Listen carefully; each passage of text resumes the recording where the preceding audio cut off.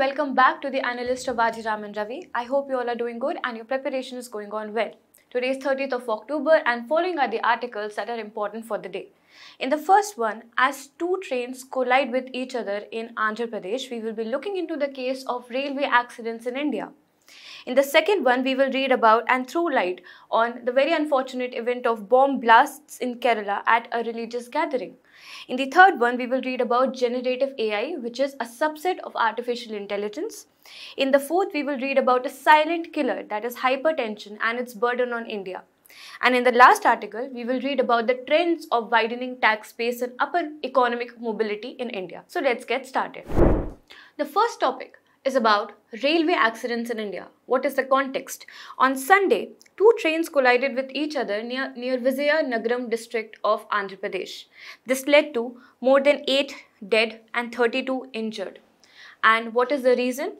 Reason is because the driver seems to be missed the signal here. Why are we reading about this topic? Because it deals with GS3 part of syllabus, where we have to read about infrastructure and related issues and also the government policies, interventions and committee reports in accordance with these infrastructural issues. Indian Railways, while they boast themselves to be the fourth largest railway network in the world and first largest in Asia, they are still marred by a lot of safety issues because a lot of accidents have been taking place ever since its inception. If you look into the chart, if you look into the data, while we can see that there is a decline in the number of fatalities, still the number of fatalities remain pertinent. Now, if you analyze the causation factors that are leading to railway accidents, you will find that the maximum contributor is derailment of the railways, and next is the level crossing accidents. What are level crossings? That we shall be studying in the next slide. But again, some of the other factors are fires in train, then collisions, and collision and derailment has been one of the reasons in this particular rail tragedy. So what is the concern? As highlighted by National Crime Records Bureau, as observed in 2021, Indian Railways has seen more than 16,000 deaths and 1,800 cases of injuries from the railway incidents so far. What are the reasons behind the pertinent railway accidents in India? First and foremost is the infrastructural issue, the very quality of the infrastructure that is laid by the Indian Railways. Reasons are, first of all, they have got a colonial legacy. Most of the tracks that we see today are dated back to 19th and 20th century when they were created by British, and unfortunately they have not been upgraded till now. As a result of this, they have become degraded, prone to disasters. Second is the act of vandalism by the people, where people maliciously destroy the public property in order to express their anger. And of late it has been seen that railways has been a good source of sourcing out of anger. Next are the natural disasters. Now the hazard planning of India, although is done in accordance with the earthquake prone zones, but still many earthquake prone zones, especially the Himalayan belt, Northeast belt, are still not facilitated with a railway infrastructure which is resilient to earthquakes. So therefore, some of the disasters are also one of the reasons of why the infrastructure, the already weakened infrastructure, gets further damaged. Next is the lack of funds. If you don't provide funds, you will not be able to upgrade these bridges, these tracks or the railway infrastructure. You will not be able to train the staffs properly and upgrade their training.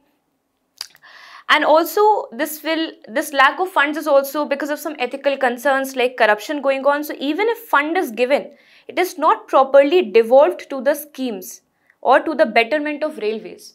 So siphoning of fund is also one of the reasons why infrastructural issues are dominant in Indian Railways. Next, routes are operating at 100% capacity. This has led to overcrowding and congestion of the streets, of the roads. And as a result of this, we are seeing that there is a rise in collision and also increased demand of proper management, in fact automatic management of the routes, because we do not have that much manpower who can control the 100% capacity of Indian Railways. Next is some of the human errors. These human errors include both ethical errors and second, some of the training level errors. So the ethical concerns are corruption, negligence or disregard for the safety rules. This belongs to the ethical side of the story. But then there are some structural issues as well, where improper training or improper training on communication and signal processing is also one of the reasons why tragedies like Balasore of Odisha has taken place. Why? Because it took place when the interlocking system was changed, and this change was not communicated duly with the driver of the train. As a result of this, it led to derailment and it led to a lot of fatalities. So, miscommunication, wrong signaling, overspeeding, all of these are results of mistraining which are not provided adequately to the railway staff. Next is the signaling failures, as also seen in this case. Now, signaling failure could be due to technical glitches or could be due to power outage or could be due to human errors, as seen in the Balasore tragedy. So then what can we do to enhance the safety of our Indian railways? First is to provide more funds for the working of Indian railways. This will not only help us to upgrade the tracks, but it will also help to provide training to the employees, to the staff, to the manpower. This will also help us to have advanced technology installations which will work more efficiently, will be having less error as compared to human manual error. So a lot of things can be sorted once proper funds are delegated in the zone of Indian Railways. Now, one step in right direction was taken by government in 2017-18 when Rashtriya Rail Sanraksha Kosh was established, and this Kosh or fund had 1 lakh crore corpus. Now, if we properly utilize this fund, we will be able to drastically improve the quality of our Indian railways. Next is to eliminate level crossing. What is level crossing? This is basically intersection between two tracks. One is the railway track and one is your pedestrian roads. See, this is a pedestrian road where your vehicles and humans are moving, and this is a railway track, and both of them are intersecting at the same level. As a result of this, it increases the fatalities, it increases the chances of accidents and fatalities of both human, animal, and also causes accident for the trains.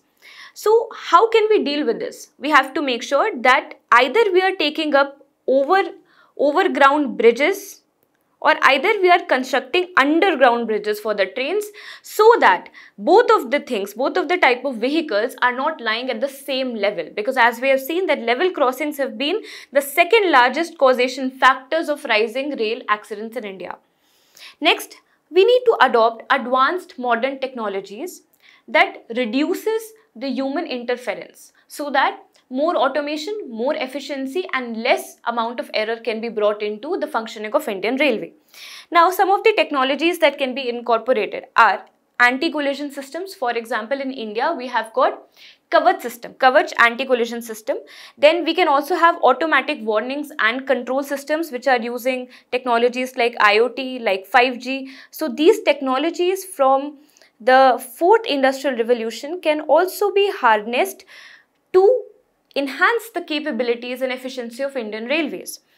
Then ultrasonic flaw detection, in order to detect the flaws in the tracks or in the other parts of railway infrastructure and to automatically correct them, is also one of the technological intervention. In order to improve the navigability of the trains, we can have GPS based fog pass device. This also enhances the visibility and maneuvering of the trains. Now, some of the best practices in these domains of technological automation that we can learn from across the world is one from UK, where they have deployed UK train protection and warning system and European train control system. As a result of this, after deployment of these systems, the total number of fatalities and railway accidents in the UK has gone down to about 25%. So India can also incorporate the suggestion. Second is taken from Japan. Japan is an earthquake prone country, and here they have incorporated earthquake early warning system for their railways, Japan railways. And this India also can do, because India has also got more than 30% of its total land prone to earthquake. Next is augment our human resources that are working in the Indian Railways or in the Department of Railways. So how we can do? First of all, we need to encourage their performance by providing them some incentives so that they train themselves, upgrade themselves and also perform ethical conduct. Then it was recommended by Vinod Rai Committee in 2015. You can also use the name of these committees and their suggestions in your mains answer writing and in order to improve your overall score. Next is to outsource the non-core work. For example, maintenance of railway stations, maintenance of shop or other establishments that are under the domain of Indian Railways, or this can be done by the private companies so that more skilled work can be utilized by the PSUs or can be done by PSUs who are properly trained. This can also waive off the burden that is on the Indian Railway staff. This is recommended by Bibek Debroy Committee in 2014. Then we can also incorporate confidential incident reporting and analysis system. This is like a whistleblower protection act kind of a system for Indian Railways. Now, this is not working right now in India, but we can learn it from UK because it was developed by a university over there. And what it helps, it encourages the staff that is working on the lower level to report the incidents of malfunctioning in the real-time manner to the Indian Railways. So Cyrus system can also be incorporated. Then last but not the least, we can create a statutory railway safety authority as recommended by the Kakotkar Committee in 2012, a very important suggestion. An empowered committee which will help to increase the coordination between different departments, which will also help us to have more qualitative training modules and develop these training modules for the railway staff, also develop some standard frameworks and safety rules, and also ensure their compliance because the statutory body will also be having some penalizing powers, and also conduct safety audits on regular basis. So safety audits and inspections are very important if we want to make sure that the quality and the quantity that is carried by the Indian Railways is smooth and is working efficiently. So this was about this topic. In the second topic, we will read about a very unfortunate event that took place in Kerala at a convention center, a religious convention center on Sunday. Here, bomb blast was made on a religious gathering of Jehovah's Witnesses, which is a subsect of Christianity. And this has killed 2 people and injured many. Here we are going to deal with GS3 part of the syllabus, reading about internal security. Now, what has happened in Kerala on Sunday? There was a terror attack. Terror attack because intentionally 3 back-to-back bombs were exploded. IEDs were exploded on a convention center. Which is this convention center?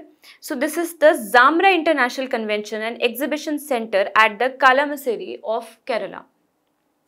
This convention is basically an annual religious gathering of the Jehovah's community, and this is a 3-day festival kind of a thing or gathering. So on the very 3rd day, this attack was planted, which has led to killing of many people and injury to many others. It had a gathering of 2,500 faithful individuals from across the state. And who has taken the responsibility for this attack? The person has revealed himself via social media. The person name is Dominic Martin, who is an estranged member because he is disillusioned by his own community, that is the Jehovah community. And he has claimed responsible for the incident, who is currently under police custody. What are the reasons cited by him to take such a brutal act? So the first one, he alleged the anti-national views of the Jehovah community. And second, he said that harmful teachings are being incorporated into the religion, that the sect prohibits the singing of national anthem or joining the defense services, and also preaches that all people in the world will perish and only the members of the community will survive. Also wished for the destruction of the entire world. So disillusioned by these ideas and views of the community, he implanted this attack. But choosing methods of destruction to express your discontent is absolutely wrong. Now, let's study about Jehovah's Witnesses. This is H. So, Jehovah's Witnesses, they are basically a Christian sect. Christianity has got multiple sects. Now, this is a non-Protestant Christianity sect which does not believe in the Holy Trinity, does not believe in Abraham, does not believe in the Holy Spirit, does not believe in the Jesus. They believe in one God, and the name of the God is Jehovah. and therefore the name of the religion. So they do not believe in the Holy Trinity. They believe there's only one God, who is Jehovah, and Jesus Christ is the Son of the God. So putting him at a subsidiary position. They are famous for door-to-door evangelism, which means that the community moves across homes from door to door to express or to promote the idea of the truth that is considered by them. The truth is that the world will perish and the Jehovah Witnesses will survive, and that the kingdom of God will replace the human government, and this will be the end of all issues of the world or evils of the world. This is the truth that they express or they promote in the community by moving from door to door, and also seek the review or the feedback related to their religion from each other. What are the unique features? They are a sect of Christianity, but they do not celebrate Christmas or Easter.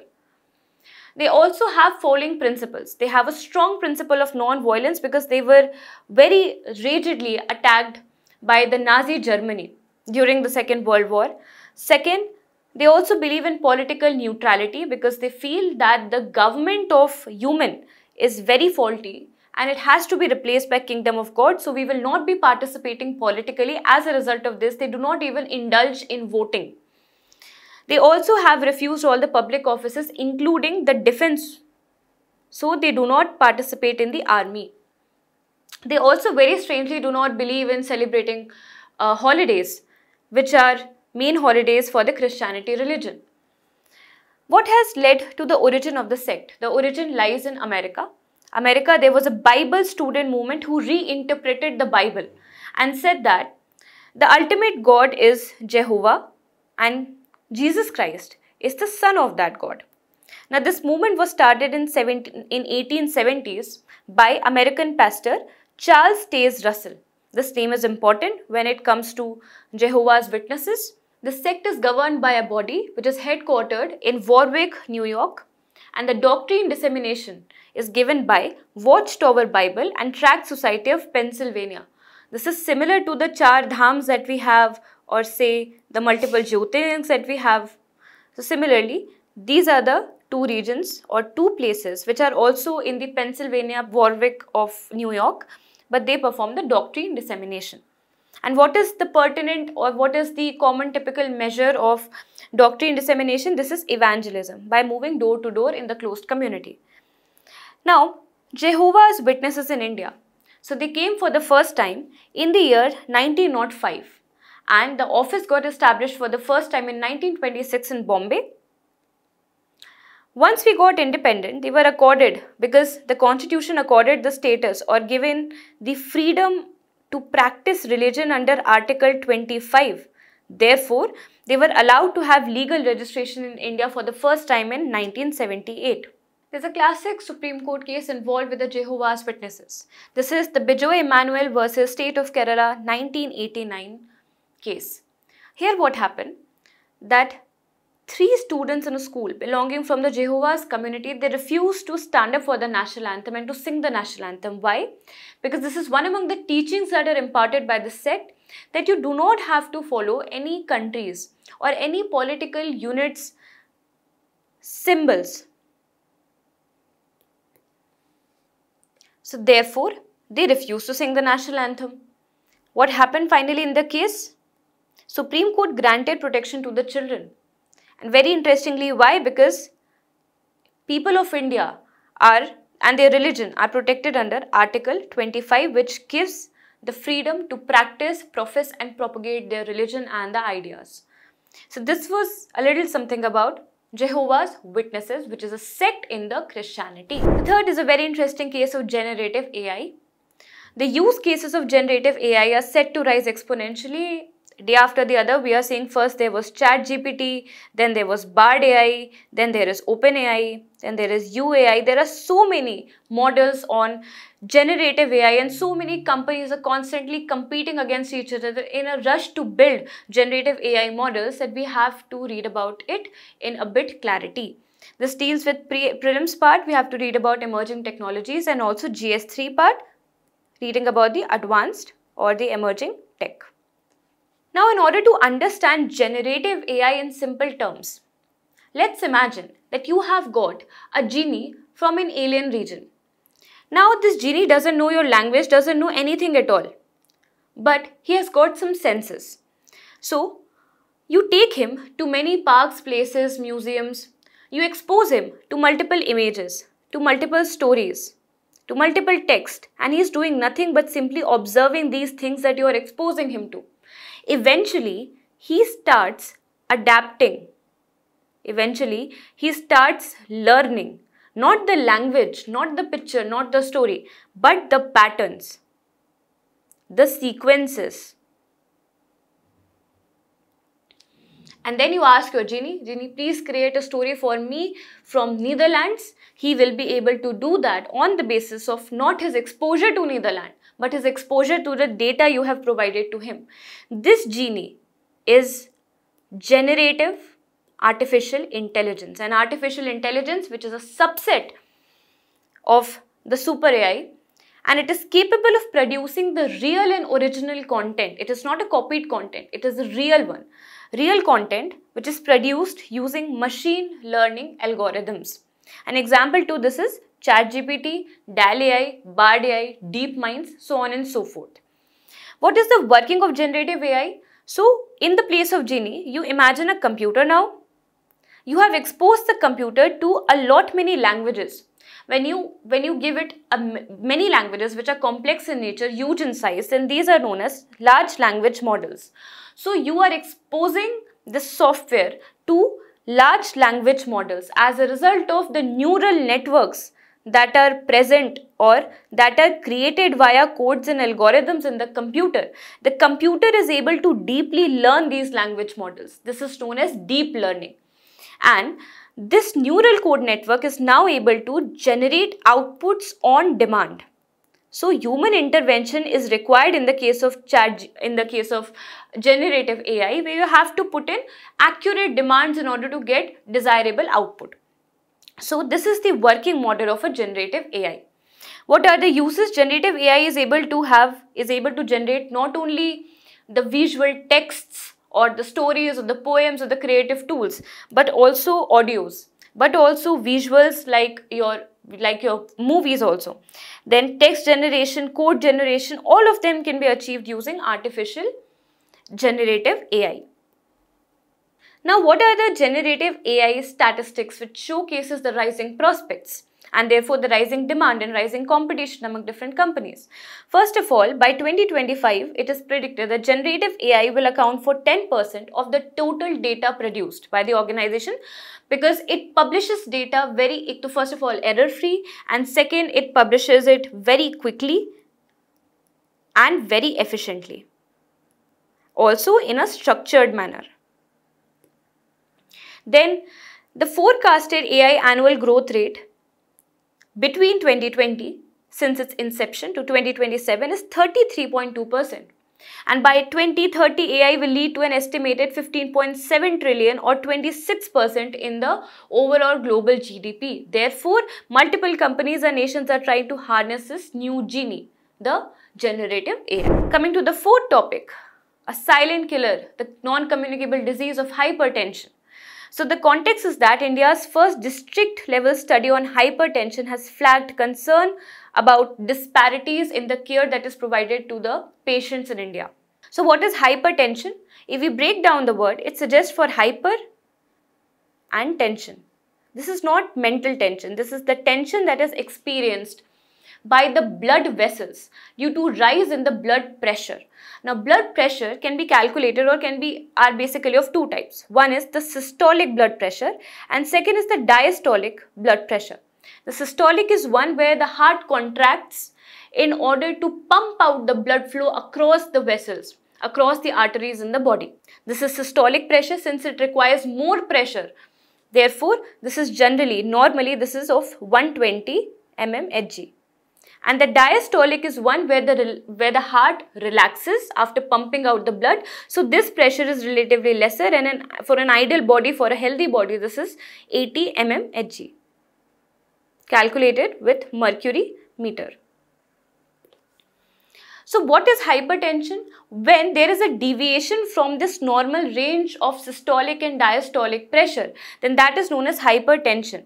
So according to WHO, when the diastolic pressure goes to 90 and the systolic blood pressure goes to 140, that is when high BP case is considered, and high BP leads to hypertension in the blood vessels. What are the statistics? The statistics across the global level and Indian level suggest that there are rising burden continuously. About 30% of the total global population, that is 1 in every 4th adult, is right now suffering from hypertension, and many of them don't even know that they are suffering, therefore they are not even taking the medication or the desirable care. Also, there is a rising trend that is seen. In the year 1990s, while there was only 650 million total global patients of hypertension, now with the rising work pressure burden, with the overall psychological stresses, sedentary lifestyles, and also poor dietary habits, we can see that there is more than 100% rise or doubling of the total number of hypertensive patients in the world. What about India?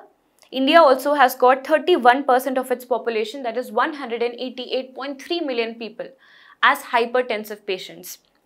WHO has raised concern because while we have 31% of our population suffering from hypertension, only 37% gets diagnosed. Only 30% of that starts treatment, and only 50% is able to keep the BP in control. So therefore, the controlling rate of hypertension or high BP is very less in India, and that is the main concern. Also in the urban areas where the lifestyle is even poor, more mental stresses are there. Therefore, there is pertinent rise and also high prevalence of hypertension with about 33% as compared to rural India, whereas it's only about 25%. Now coming to the reasons. First is the poor dietary choices. People are consuming food with saturated or fatty acids like dalda. Then there is high consumption of salt, high salt intake, and also more consumption of processed food. These poor dietary choices accumulates the bad fat in the body, that is the saturated fat in the body, and it blocks the arteries, which puts more pressure on the flow of blood, leading to high blood pressure. Second is the sedentary lifestyle, which furthers up this accumulation of fat, the bad fat inside the body, and which again clogs the arteries or the vessels. Next are some of the mental stresses, the psychological stresses which are leading to anxiety and depression disorders, which are further increasing the blood pressure levels. High alcohol consumption and also genetics are some of the reasons why hypertension is prevalent in world and India. Now, what are the initiatives taken? See, from the personal level, we need to take the lead, and we need to take some of the measures like adopting healthier lifestyles, having more exercise into the regime, following or choosing better alternatives to the current dietary habits that we have. Then we should also be taking proper and regular medications of BP, because that is one of the most effective way of dealing when a person has already been a patient of high BP for a long time. Second is the institutional level. So at institutional level, the premier health organization, that is WHO, World Health Organization, has set up a target for reduction rate of 25%. It has aimed that 25% reduction in the prevalence of hypertension in the world has to be achieved by the year 2025. It has also raised a Global Hearts Initiative along with US government in 2016, and when it comes to India, we have got an institutionalized program for the care of hypertensive patients. This is to put 75 million people on standard care by 2025. So this was about the non-communicable disease, hypertension in India. The last topic, we will learn about the trends of widening tax base as it has been highlighted in the recent ITR stats for assessment year 2019-20 to 2021-2022, that wider compliance of taxes and upward mobility of the income levels have been observed. This is a very important topic. So first of all, what is a tax base? Tax base has got two facets to it. First of all, how many people come under the taxable income, and how many people should be taxed. So when you take an aggregate of both the people, that is the total number of taxable income collected from the people who come under the taxable slabs, then you will be able to calculate the tax base of the country. And you will see that the tax base is on a rise as suggested by the recent trends. We are seeing that there is increased ITR filings, income tax return filing. As observed in 2030, there were only 3.3 crore people. Then in 2021, we are now seeing 6.75 crore people. That is a huge rise in the amount of tax base. It also suggests that there is 90% increase. And since 2021 to 22, there has been a rise of 5.6%. So the annual rise is also pretty good when it comes to India. 21 crore people have paid taxes, but they have not filed the returns. Then there is also a case of rising mobility where people from lower income group are moving towards higher income group. How is it suggested? How can we observe this? So it has been seen that migration to higher range are suggested by the ITR filed. So the total number of ITR filed by 5 to 10 lakh people, the income bracket of 5 to 10 lakh, has seen a 295% increase, and 291% increase has been seen from income slab of annual income range 10 to 25 lakhs, showing that a lot of people who are coming in the middle income bracket are rising exponentially. Then trend suggested by their proportionate contribution. So it has been seen that while there is a decline in the contribution by the top 1%, it doesn't suggest that their overall contribution is less. It's just that their proportion right now has decreased as it was a decade before.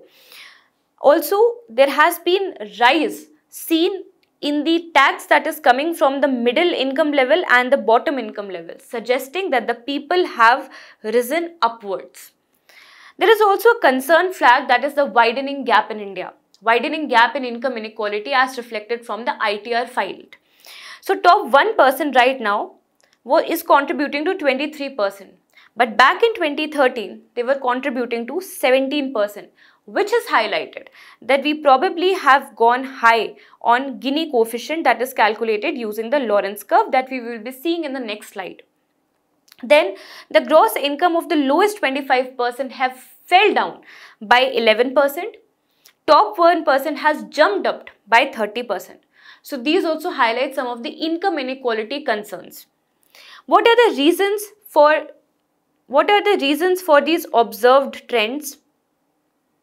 First is the recent government announcement for exception from income tax. So if you are having an annual income of less than 5 lakh rupees, then you will be exempted from filing the ITR. Second is dispute resolution mechanism. So Vivad Se Vishwas scheme of government has ensured easier compliance. Then there is faceless e-assessment scheme in order to reduce the amount of harassment that was faced by the people when they were filing, and also in order to ensure fair assessment of the people who have filed the taxes.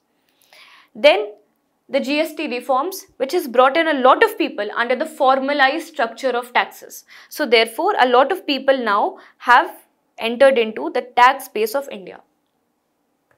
Now, what is a Lorentz curve?